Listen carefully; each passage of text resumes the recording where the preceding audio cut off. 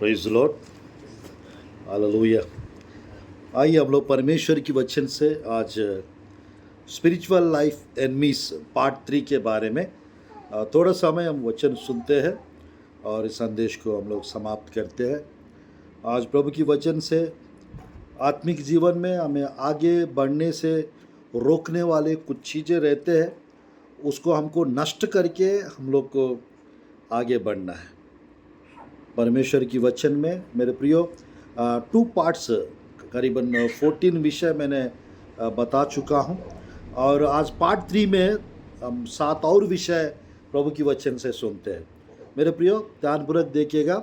आज का पहला विषय प्रभु की वचन से मेरे प्रियो आत्मिक जीवन में आगे बढ़ने से और रोकने वाले हर एक चीज़ों को हमको नष्ट करके हमको आत्मिक जीवन में आगे बढ़ते जाना चाहिए। तो मेरे प्रियो परमेश्वर की वचन में 15th विषय और आज का पहला विषय। तो मेरे प्रियो हमारा आत्मिक जीवन में हमें आगे बढ़ने से रोकने वाला चीज़ें अगर कुछ है तो वो मेरे प्रियो ध्यानपूर्वक देखिएगा। स्पिरिट ऑफ पॉवर्टी, गरीबी की आत्मा हमारा जीवन में हमको आगे बढ़ने से रोकती है। स्पिरिट ऑफ पॉवर्टी, गरीबी वाली आत्मा। तो ध्यानपूर्वक देखिएगा, इसको हमको डिस्ट्रॉय करना है। गरीबी को हमारा जीवन में लाके हमको आत्मिक जीवन में कमज़ोर करने की कोशिश करती है। और मेरे प्रियो ये स्पिरिट ऑफ पॉवर्टी, जो गरीबी वाली आत्मा जो है, जब तक हमारा जीवन में काम करता रहेगा हम गरीबी के कारण परेशान हो जाएंगे और परेशान होके हम लोग आगे नहीं बढ़ पाएंगे। तो परमेश्वर की वचन में ये बात हम लोग देख सकते हैं। ये हमारा एनिमी के रूप में है, ये हमारा एनिमी के रूप में है। देखिएगा 24 अध्याय नीति वचन 24 अध्याय 23 और 33-34 आए। नीति वचन 24 का 33-34 पढ़ेंगे।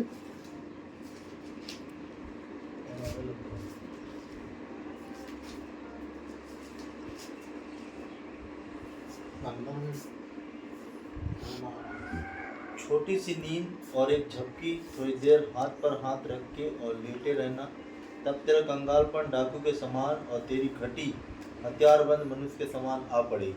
कंगालपन डाकू के समान आ पड़ेगा और घटी हथियारबंद मनुष्य के समान आ पड़ेगी। घटी हथियार बंद मनुष्य के समान आ पड़ेगी। तो ध्यानपूर्वक देखिएगा, परमेश्वर की वचन भी यहाँ पर एक नहीं, एक और भी है। वो है घटी करके एक और आ रहा है। कंगालपन और घटी ये 2 एनिमी से हमारा जीवन में। और आज का पहला एनिमी तो मेरे प्रिय कंगालपन यानी गरीबी। जो व्यक्ति यानी नींद की अवस्था में रहते हैं और वो व्यक्ति के जीवन में यानी बाइबल में 7 से 14 कारण है लोग गरीबी में क्यों रहते हैं, क्यों गरीबी आती है। बाइबल में उसका भी कुछ कारण है।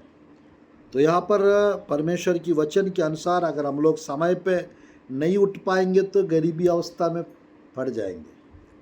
प्रभु की वचन में एक अलग प्रकार का कारण ये भी है।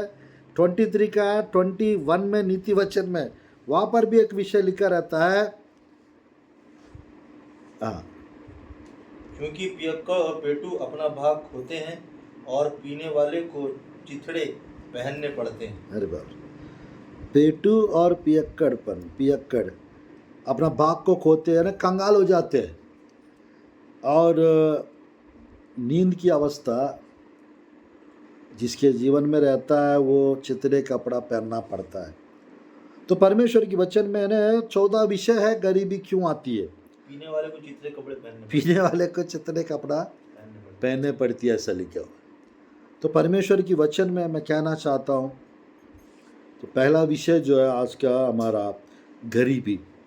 तो परमेश्वर की वचन के अनुसार ये अगर हम लोग समय पे उठेंगे और समय पे प्रार्थना करेंगे तो ज़रूर हम उस एनिमी को जीत सकते हैं जो गरीबी हमारा जीवन में लाता है।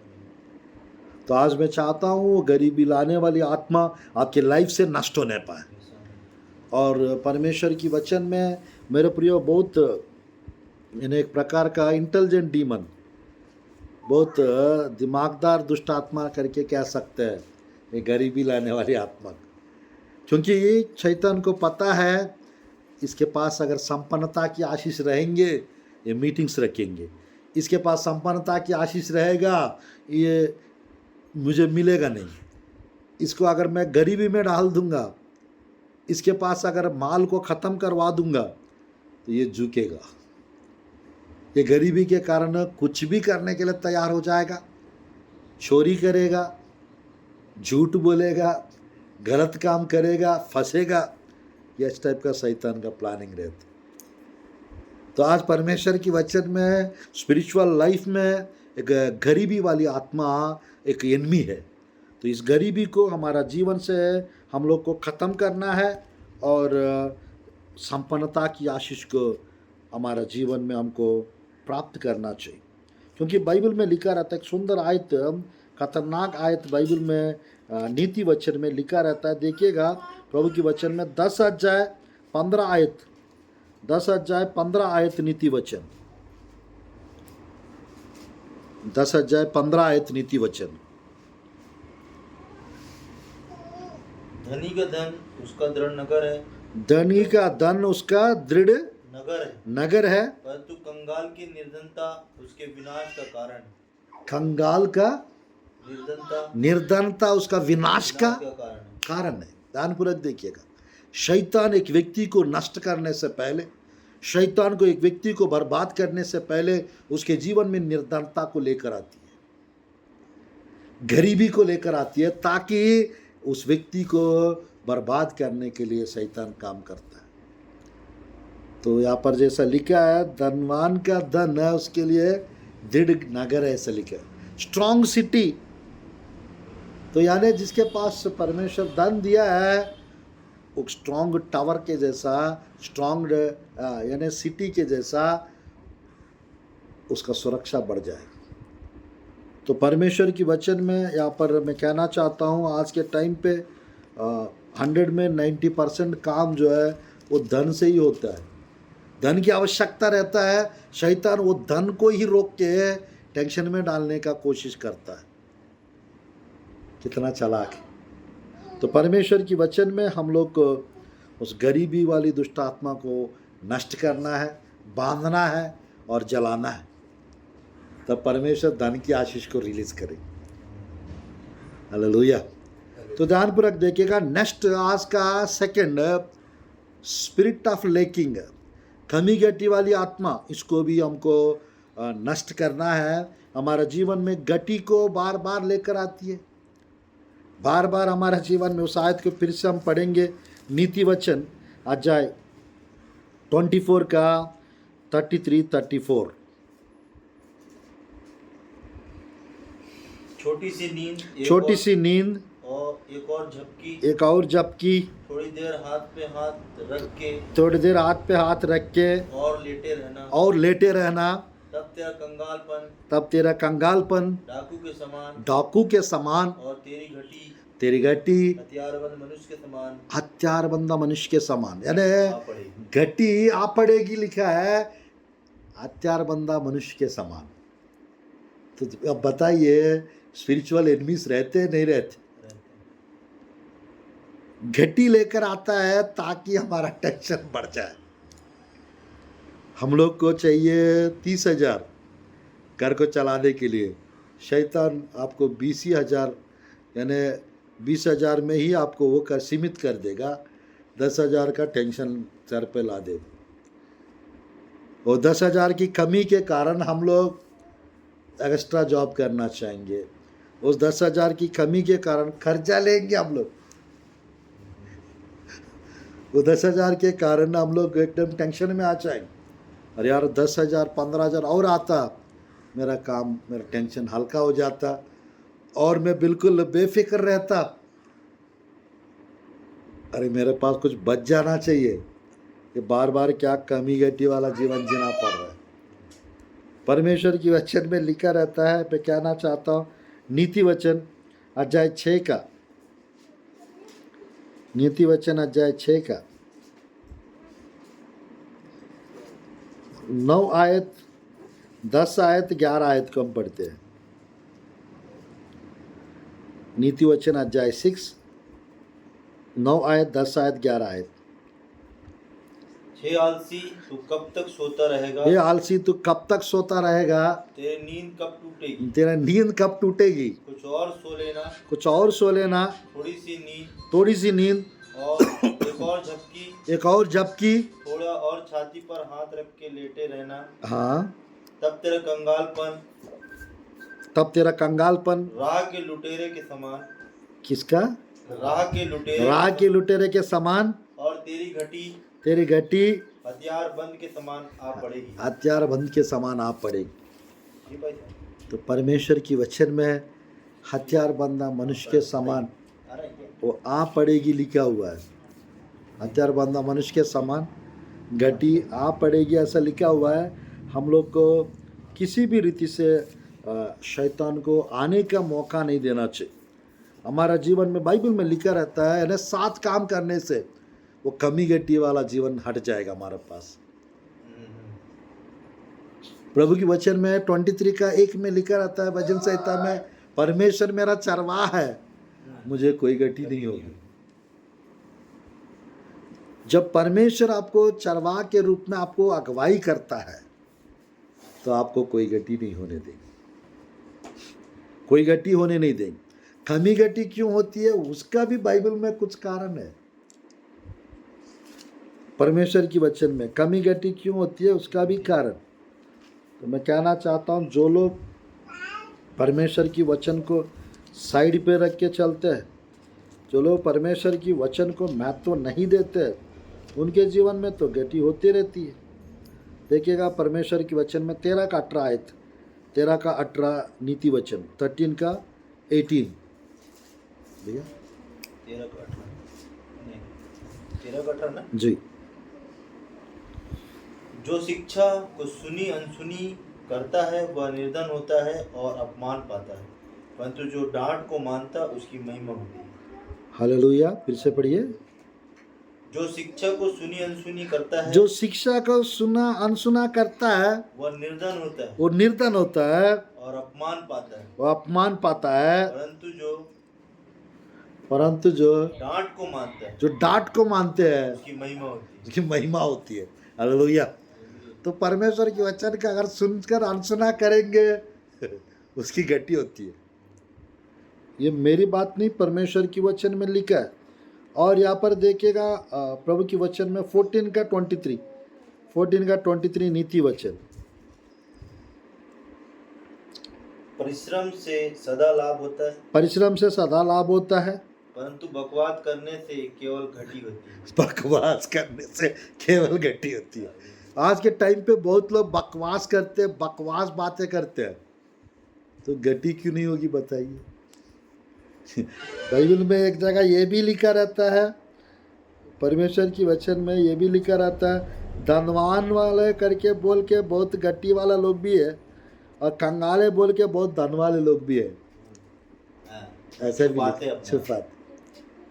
तो बट मैं एक अच्छा से अच्छा एक वचन को बहुत ज़्यादा बहुत खुश होता है एक वचन को पढ़कर देखकर सुनकर। वो ये 34 का 9 और 10 में जवान शेरों को घटी हो सकती है, परमेश्वर की डरवैयों को कोई बली वस्तु की घटी। कितना 34 का 9-10 भजन संहिता 34 का 9-10 यस 34 का 9-10 पढ़ेंगे। हे यहोवा के पवित्र लोगों, हे यहोवा की पवित्र लोगों, उसका भय मानो, उसका भय मानो, क्योंकि उसके डरवैयों को क्योंकि उसकी डरवैयों को किसी बात की घटी ना होगी। जवान सिंहों को तो घटी होती है, वे भूखे भी रह सकते हैं, परंतु यहोवा की खोजियों को किसी भली वस्तु की घटी नहीं होती। मतलब इन सब से अगर परेशानी निजात पाया तो खुदा को खोजते रहना, हमको स्मरण करते रहना है, प्रभु का भय मानते रहना है, प्रभु की अगुवाई के अनुसार चलना है। आपको हरी हरी चराई में ले चले। परमेश्वर की वचन में यहाँ पर यानी एक स्पिरिचुअल एनिमी है दूसरा, कहते हैं कमी गट्टी वाली आत्मा, हत्यार बंदा मनुष्य। एक यानी डार्क एनिमी, लोग पूरा अंधेरे में काम करते हैं ताबड़तोड़। हम इनको जब तक नष्ट ना करेंगे आपको कमी गट्टी वाला जीवन में ढकेल देंगे, गरीबी वाला जीवन में ढकेल देंगे। और ध्यानपूर्वक देखेगा ये दोनों चीज को हम नष्ट नहीं करेंगे, एक और एनिमी को लेकर आएंगे दोनों। वह है स्पिरिट ऑफ डेप्स, वह है कर्ज वाली आत्मा। कौन सी आत्मा? कर्जा वाली आत्मा। ध्यानपूर्वक देखे कह रहे हैं कमाते हैं 20,000, कर्जा होता है 40,000। चलो एक आध महीना 10,000 एक्स्ट्रा आ गया, 30,000 आ गया, चलो खुश हो जाते, 30,000 आ गया, 10 बढ़ के आ गया। तो उसी मंथ में 60,000 का एक बड़ा मुसीबत आ जाता है लोगों के जीवन में। वो पूरा 30,000 और 30,000 उधारी लेके हॉस्पिटल में वो फीस भरने के लिए हम पड़ जाएंगे। तो परमेश्वर की वचन में कुछ लोगों के जीवन में कर्ज वाली आत्मा काम करती है, कर्ज वाली आत्मा काम करती है। इस कर्ज वाली आत्मा की वजह से लोग बंधुआई में जाना पड़ता है, कर्ज वाली आत्मा। तो परमेश्वर की वचन में यहाँ पर देखिएगा दूसरा राजा की पुस्तक अध्याय 4 का, दूसरा राजा की पुस्तक अध्याय 4 का 1 आयत और 7 आयत, 1 आयत और 7 आयत। दूसरा राजा की पुस्तक अध्याय 4 का 1 और 7।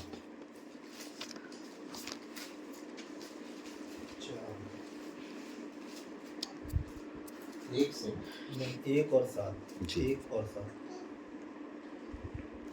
भविष्यवक्ताओं के शीलों की पत्नियों में से हाँ, एक स्त्री ने एलीशा को दुहाई देकर कहा, हम्म, तेरा दास मेरा पति मर गया और तू जानता है कि वह यहोवा का भय मानने वाला था, पर जिसका वह कर्जदार था वह आया है कि वे मेरे दोनों पुत्रों को अपने दास बनाने के लिए ले जाए। हालेलुया। ध्यानपूर्वक देखिए, एलीशा का सेवक, एलीशा का चेला कर्जा करके कर्जा नहीं चुका पाया, हो सकता है ना चुकाने के टेंशन के कारण उसका मृत्यु हुआ होगा। तो बाद में जो कर्जदार लोग थे वो आया और एलीशा के सेवक के बेटे लोग को बंदी बना के ले जाने के लिए। सच में जिसके जीवन में कर्जा रहता है, कर्ज, वो बहुत सारा दर्द का काम बनता है। आज के समय पे एक सबसे आशीषित व्यक्ति कौन है? अगर पूछेंगे जिसके जीवन में कर्ज नहीं है, वो आशीषित व्यक्ति है। सबके जीवन में कर्ज का बोझ रहता है। इस कर्ज के बोझ के कारण लोग उभर नहीं पाते हैं। जितना कमाते हैं वो कर्ज वाले को ब्याज देना पड़ता है, कर्ज वालों को असली देना पड़ता है, नहीं है तो एक प्रकार का गाली सुनना पड़ता है, एक प्रकार का बदनाम होता है। और वो भी डेट ऐसा निकल के आ जाती है, वो कुछ लोग को EMIs भरना रहता है, कुछ लोग को बैंक का लोन्स भरना रहता है, कुछ लोग को रेंट भरना रहता है। ये सारा चीज़ के लिए कुछ लोग बार बार कर्जा लेते हैं, बार बार बैंक से उधारी लोन लेते रहते। अभी एक क्रेडिट कार्ड्स का एक ये तो चलते आ रही है, क्रेडिट कार्ड, अरे किसी को इतना अमाउंट ले लो, फिर 30-40 दिन 50 दिन का टाइम रहता है, जितना यूज़ किए उसको फिर चुकाओ। नहीं चुका पाएंगे तो उसका ब्याज, उसका बहुत सारा रिकॉर्ड खराब होना, कंप्लेंट भी हो सकता है। तो आज परमेश्वर की वचन में कर्ज के कारण एलीशा की सेवक की पत्नी टेंशन में आ गई। एक तरफ हस्बैंड का डेथ हो गया था और दूसरी तरफ कर्ज वाले घर पर आ गए और बेटे लोग को गुलाम बना के ले जाने के। मतलब कर्ज जो है हमेशा हमको मतलब बंधुआई में, गुलामी में, बॉन्डेज में, बंधन में रख देती है। तो यहाँ पर प्रभु की वचन में नीति वचन, वहाँ पर एक उंगली रखिएगा। एक और 7 आयत भी पढ़ना है, 4 का 7। उसके पहले 22 अध्याय का 7 आयत को हम पढ़ते हैं। 22 अध्याय का 7 आयत नीति वचन, 22 का 7 नीति वचन, ये तीसरा है आज का। धनी निर्धन लोगों का प्रस्तुत करता है और उधार लेने वाला का उधार देने वाले का दास होता है। अरे बाप रे, धनवान क्या करता है? धनी निर्धन लोगों के ऊपर राज करता है। धनवान व्यक्ति गरीब लोग के ऊपर, जिसके पास माल नहीं है, जिसके पास धन नहीं है, उसके ऊपर वो राज करता है, उल्टा सीधा बात करता है, उससे घमंड से अकड़ से बात करता है वो। और यहाँ पर कर्ज लेने वाला व्यक्ति जो कर्जा जो देता है उसका गुलाम है, उसका दास है। इसका मतलब समझ चाहिए, यानी कर्जा अगर हम ले रहे हैं, हम शैतान का एक प्रकार का गुलाम हो जाते। तो परमेश्वर की वचन में जितना हो सके उतना हम लोग कर्ज से मुक्त वाला जीवन मांगना है प्रभु से। तो परमेश्वर की वचन में 4 का 7 दूसरा राजा की पुस्तक, 4 का 7 दूसरा राजा की पुस्तक। तब उसने जाकर परमेश्वर के भक्त को यह बता दिया और उसने कहा, जा तेल बेच कर ऋण भर दे और जो रह जाए उससे तू अपने पुत्रों सहित अपना निर्वाह कर। आमीन। यहाँ पर प्रभु की वचन में भविष्यवक्ता एलीशा उसके घर जाने के कारण, तेल का चमत्कार होने के कारण, तेल बढ़ जाने के कारण, अभिषेक बढ़ जाने के कारण वो स्त्री कर्ज से बाहर आ गई थी और बच्चे गुलाम से जाने से परमेश्वर रुकवा दिया उनको। तो आज आप लोग के जीवन में भी कर्जा समाप्त हो जाएगी। इसके नाम कर्जा वाला जीवन से आज़ाद हो जाए। परमेश्वर कर सकते हैं, परमेश्वर को कुछ भी काम असंभव नहीं है। वो असंभव को संभव करने वाला परमेश्वर, जो बातें है ही नहीं उसका नाम ऐसा लेता है मानो वह है। तो आज परमेश्वर की वचन में ये तीसरा एनिमी है हमारा जीवन में, स्पिरिट ऑफ डेप्स। वो कर्ज वाली आत्मा हमारा जीवन में हमको आगे बढ़ने से रोकती है। इसको हमको नष्ट करना है, प्रार्थना करें। नंबर 4, स्पिरिट ऑफ बॉन्डेज, बंधन वाली आत्मा है। ये हमारा एक स्पिरिचुअल एनिमी है। स्पिरिट ऑफ बॉन्डेज यानी जो कर्ज लेते हैं वो बंधन में चला जाता है। तो परमेश्वर की वचन में लिखा रहता है, हमको परमेश्वर नाश की आत्मा, हमको दासत्व की आत्मा नहीं दी है। हमको परमेश्वर दासत्व की आत्मा नहीं दी है। गलतियों की पुस्तक अध्याय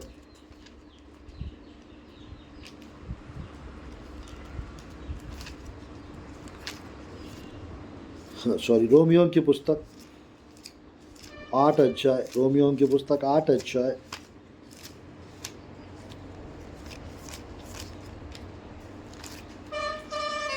पढ़ते हैं 15 आयत, 8 का 15 रोमियों की पुस्तक।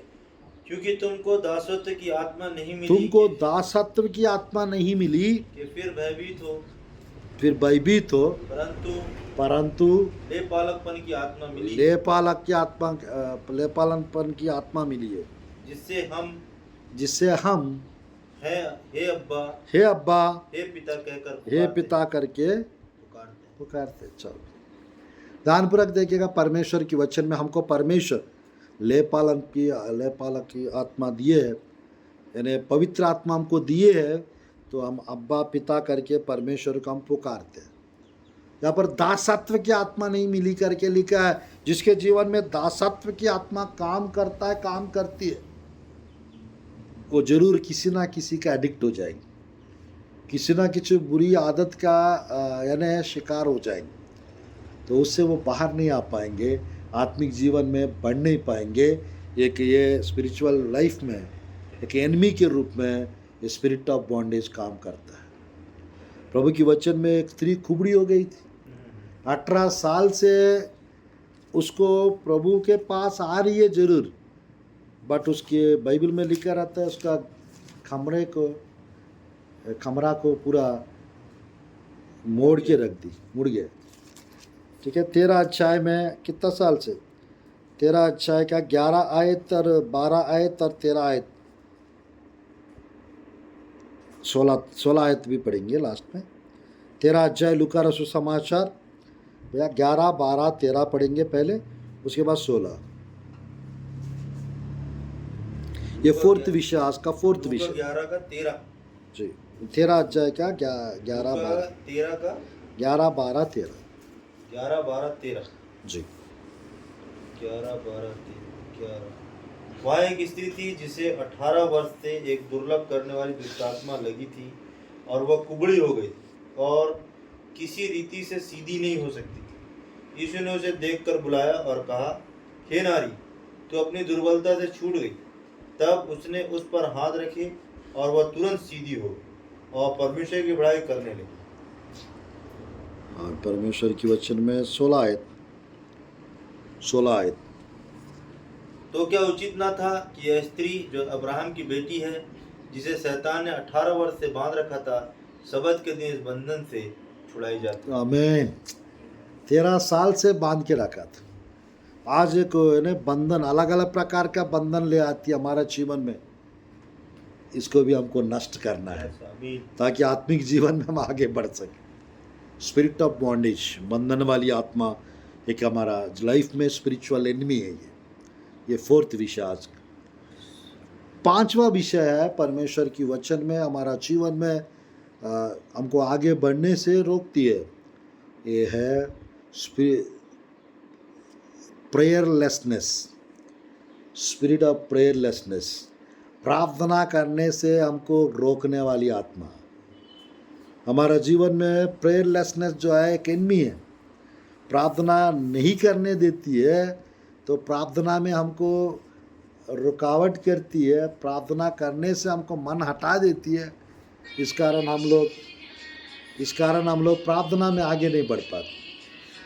तो परमेश्वर की वचन में जिस रीति से प्रार्थना की आत्मा रहती है, वैसा प्रार्थना को रोकने वाली, प्रार्थना ना करवाने वाली आत्मा भी रहती है। तो देखिएगा परमेश्वर की वचन में यहाँ पर इस प्रकार लिखा रहता है, जकरिया की पुस्तक 12 अध्याय 10 आयत, 12 का 10, जकरिया की पुस्तक, 5th विषय, 5वां विषय, जकरिया 12 अध्याय यिर्मयाह, यशायाह 10 आयत, मलाकी के पहले, मत्ती के पहले,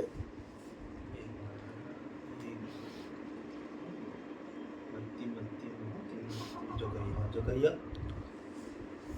12 अध्याय का 10 आयत। 12 का 10 ना। मैं दाऊद के घराने और यरूशलेम के निवासियों पर अपना अनुग्रह करने वाली और प्रार्थना सिखाने वाली आत्मा उंडेलूंगा। तब वे मुझे ताकेंगे, अर्थात जिसे उसने भेदा है, और उसके लिए ऐसे रोएंगे जैसे एक लौते पुत्र के लिए रोते पीटते हैं, और ऐसा भारी शोक करेंगे जैसा पहलौटे के लिए करते हैं। परमेश्वर की वचन में क्या लिखा है यहाँ पर? 10 आयत फिर से, एक मिनट। मैं दाऊद के घराने और यरूशलेम के निवासियों पर अपना अनुग्रह करने वाली और प्रार्थना सिखाने वाली आत्मा उंडेलूंगा। Praise the Lord. ध्यानपूर्वक देखिएगा, प्रार्थना सिखाने वाली आत्मा है तो उसी प्रकार प्रार्थना को रोकने वाली आत्मा भी रहती है। दानियल जैसा व्यक्ति की प्रार्थना को यदि 10 अध्याय दानियल की पुस्तक में, आकाश मंडल में पारसी प्रधान यदि रोक सकता है, तो किसकी प्रार्थना नहीं रोकेगा बताइए। तो परमेश्वर के वचन में प्रार्थना बहुत लोग कम करते हैं, प्रार्थना करना नहीं हो पाता कुछ लोगों का। तो बाइबल में एक जगह शमूएल कहते हैं, प्रार्थना करना अगर मैं छोड़ूंगा तो मैं पाप करना हो जाएगा, ऐसा लिखा रहता। परमेश्वर की वचन में अगर प्रार्थना करना मैं छोड़ूंगा तो ये मेरे लिए पाप के समान है। तो परमेश्वर की वचन में यानी है 12 अध्याय 1 शमूएल 23 आयत 12 का 23 आयत 12 का 23 12 का 23 1 शमूएल 12 का 23 प्रेयरलेसनेस। 12 का 23 यस 12 का 23 फिर यह मुझसे यस दूर हो कि मैं तुम्हारे लिए प्रार्थना करना छोड़कर यहोवा के विरुद्ध पापी ठहरूं। मैं तो तुम्हें अच्छा और सीधा मार्ग दिखाता हूँ। ध्यानपूर्वक देखेगा, परमेश्वर के यदि प्रार्थना करना अगर मैं छोड़ दूंगा तो परमेश्वर के शत्रु बन जाऊंगा बोलता है, और पाप करना हो जाएगा कहता है। प्रार्थना करने वाला व्यक्ति पाप नहीं कर सकता, पाप करने वाला व्यक्ति प्रार्थना नहीं कर सकता, ऐसा एक भक्त ने बताया, ये प्रभु का जन ने बताया। तो आज शैतान क्या करता है कि व्यक्ति का जीवन को नुकसान करने से पहले उसका प्रार्थना जीवन को कम कर देती है, उसको प्रार्थना से मन हटा देती है, प्रभु के भवन जाने से रोक देता है। तो इससे क्या हो जाता है, वो कमज़ोर पड़ जाता है। आत्मिक जीवन में प्रार्थना नहीं करेंगे तो वो आत्मा में कमज़ोर पड़ जाएंगे। कमज़ोर पड़ जाएंगे तो शैतान को मौका मिल जाएगा उसको नुकसान करने का, हराने का और परेशान करने का। तो परमेश्वर की वचन में ये 5वां एनिमी है आज का, इसको भी नष्ट करना है। 6वां एनिमी आज के समय पे प्रभु की वचन में स्पिरिट ऑफ डिसेप्शन, धोखा देने वाली आत्मा, जो हमारा जीवन में हमेशा हमें गलत शिक्षाओं के द्वारा हमें धोखा देने के लिए कोशिश करते रहते। 1 तीमोथी की पुस्तक अध्याय 4 का 1-2, 1 तीमोथियों की पुस्तक अध्याय 4 का 1-2।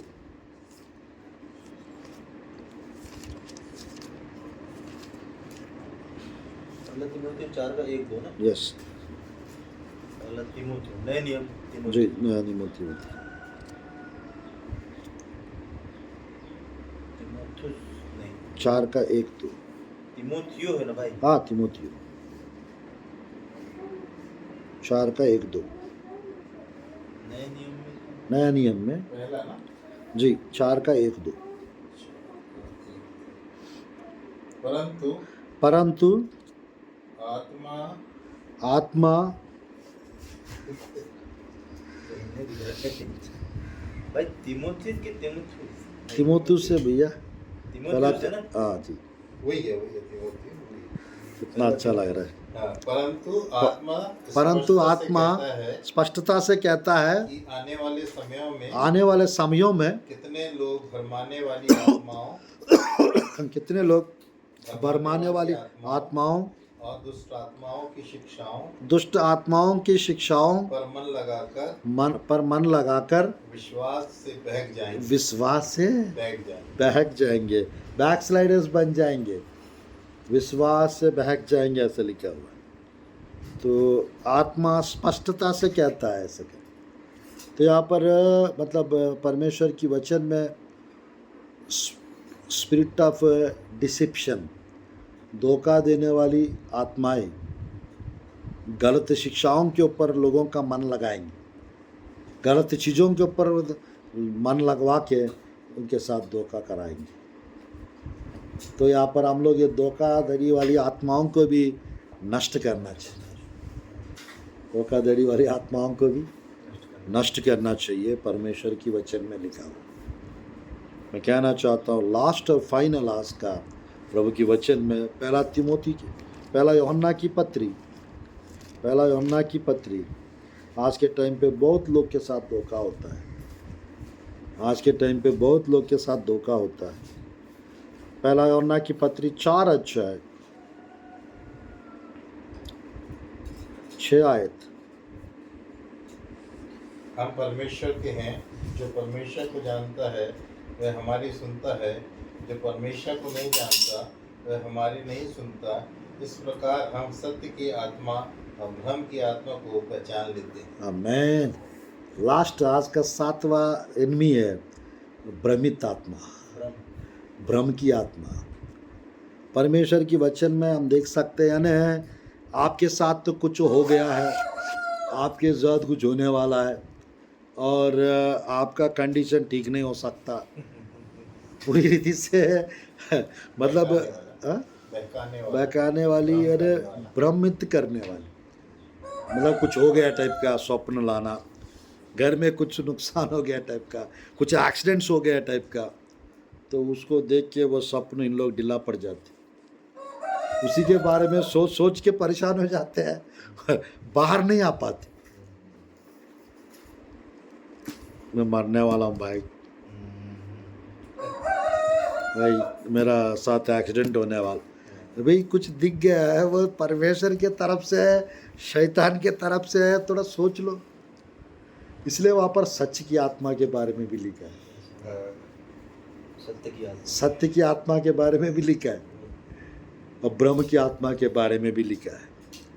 तो परमेश्वर की वचन में मैं कहना चाहता हूँ, यानी शैतान हमेशा हमको भ्रमित कर देता है, रिपोर्ट्स को बदल भी सकता है वो। तबीयत ठीक है फिर भी ठीक नहीं करके रिपोर्ट को ला देगा। पेट दर्द करके गया तो पेट में गांठ गुटली हो गया करके कर देगा।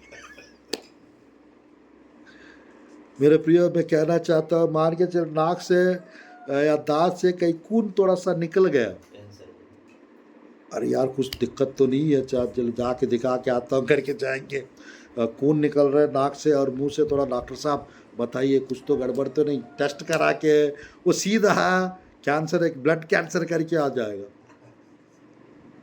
भाई वो ब्रश रगड़ने के कारण वो खून निकला है, बट ब्लड कैंसर करके ये व्यक्ति पूरा इतना टेंशन में आ जाएंगे, इतना दुखी हो जाएंगे। हाँ? तो अलग अलग प्रकार का विचित्र विचित्र चीज़ दुनिया में होते रहते। तो आज मैं कहना चाहता हूँ, ये भ्रमित आत्मा को हमको नष्ट करना है। इस भ्रमित आत्मा को, यानी आप हमेशा गरीबी में भी रहोगे, आप कर्ज से बाहर नहीं आ पाएंगे, आपकी समस्याएं और बढ़ेंगे, आपकी मुसीबत और बढ़ने वाला है, इस टाइप का टेंशन दिमाग लेकर आते रहते हैं, ये भ्रमित आत्मा है। तो इसको शत्रु है ये हमारा, इसको भी हमको नष्ट करना है। वचन के तलवार के द्वारा काट दो, वचन को बोल बोल कर जला दो। ये ध्यानपूर्वक देखेगा, ये इनविजिबल फोर्सेस है, अदृश्य दुनिया में काम करते ही लोग, एक भी दिखते नहीं है बट काम तगड़ा काम करते हैं। 700-800 करोड़ लोग के बीच में मेरे प्रियो कुछ ना कुछ स्पिरिट्स काम करते रहते, नेगेटिव एनर्जी, नेगेटिव स्पिरिट्स मेरे प्रियो काम करते रहते हैं। आपको क्या करना है, ये सब चीज़ को नष्ट करना है, ये सब प्रकार की स्पिरिट्स को ख़त्म करना है, तब आपकी आत्मिक जीवन रुकेगा नहीं, दौड़ेगा, आपकी आत्मिक जीवन आगे बढ़ेगा और आप एक आनंद वाला जीवन, खुशी से भरा हुआ जीवन जिएंगे और प्रभु में मगन और खुश और आनंदित रहेंगे। मैं चाहता हूँ मेरे प्रियो, ये स्पिरिचुअल लाइफ का एनिमीज है, ये आज भी 7 बताया हूँ मैंने, ये 7 एनिमीज को भी आपको नष्ट करना है, तब आपके आत्मिक जीवन आशीषों से भर जाएगा। मेरे प्रियो, प्रभु चाहेंगे तो 1 और 2 पार्ट्स और रहेंगे, तो कल परसों इसको टोटल कंप्लीट करेंगे। परमेश्वर ये पार्ट 3 संदेश के द्वारा आप लोग के जीवन में आशीष को और आशीषों की बारिश होने दे और आशीषों का बरकत हो दो यीशु के नाम से। और आप लोग का जीवन पहला जैसा नहीं रहेगा अगर आप प्रार्थना करके पवित्र आत्मा की आग से इस सब चीज़ को नष्ट करेंगे, अगर आप जलाएंगे। तो मेरे प्रिय, मैं कहना चाहता हूँ आपका आत्मिक जीवन मजबूत हो जाएगा, आप वचन में, विश्वास में, प्रार्थना में आप नेक्स्ट लेवल पे पहुँच जाएंगे और आपके जीवन आनंद से, अभिषेक से, सामर्थ्य से भर जाएगा। ये मेरी प्रार्थना है। आइए हम लोग प्रार्थना करते हैं, आइए हम लोग प्रार्थना करते हैं। धन्यवाद प्रभु इस सुंदर समय के लिए, धन्यवाद प्रभु जी इस बहुमूल्य अवसर के लिए, प्रभु आपके प्रिय लोग के पास आने के लिए, ये संदेश को बताने के लिए अवसर प्रदान कर रहे प्रभु। इस सुंदर अवसर के लिए प्रभु, इस सुंदर समय के लिए प्रभु आपकी स्तुति हो प्रभु। महान परमेश्वर, अनुग्रहकारी पिता, हर परिस्थिति बदलने वाला परमेश्वर, हर एक शैतान के कार्य नष्ट होने पाए यीशु के नाम से, हर एक बंधन टूटने पाए यीशु के नाम से। आज प्रभु जी जो 7 विषय मैंने बताया यीशु के नाम से, ये 7 प्रभु जी परमेश्वर एनमीज को प्रभु जी आप नष्ट कीजिए पिता प्रभु जी परमेश्वर। पूरी रीति से परमेश्वर परिवार में, घर पे, काम पे प्रभु आशीष आने पाए यीशु के नाम से। और आपके प्रिय लोग को कोई गठी ना रहने पाए, कोई गरीबी नहीं, कोई कर्ज नहीं, कोई कमी नहीं यीशु के नाम से। कोई भ्रमित करने का कुछ भी नहीं और कोई भी प्रभु जी धोखा नहीं यीशु के नाम से। ये सब नष्ट होने पाए यीशु के नाम से। और किसी भी रीति से परमेश्वर कोई बंधन नहीं, किसी भी प्रकार का बंधन नहीं, हर प्रकार के बंधन को आप नष्ट कर दो पिता प्रभु जी परमेश्वर। पवित्र आत्मा के अभिषेक से, आपकी आग से प्रभु जी छुटकारा मिलने पाए प्रभु जी, हर टेंशन दूर होने पाए प्रभु जी, हर एक प्रॉब्लम खत्म होने पाए यीशु के नाम, हर एक मुसीबत प्रभु जी, हर एक टेंशन से भरा हुआ जीवन, हर एक प्रभु जी परेशानी वाला जीवन आज से खत्म होने पाए प्रभु जी। ये पार्ट 3 आज हम बता रहे प्रभु जी, और कल और परसों पार्ट 4, पार्ट 5 भी बताने के लिए सहायता मदद करिए और संदेशों के द्वारा आत्मिक आशीष आने पाए, आश्चर्यकर्म और अद्भुत कार्य होने पाए, और अनुग्रह से, कृपा से भर दो, आनंद से, अभिषेक से भर दो, सामर्थ से, आशीषों से भर दो प्रभु। बहुतायत आशीष दीजिए प्रभु, यीशु के नाम से प्रार्थना करता हूँ प्रभु जी, आमीन आमीन आमीन। आप सबको प्रेज लॉर्ड, जय मसीह की। God bless you all, God bless our Chhattisgarh state, God bless our Madhya Pradesh state. God bless you all. Praise the Lord.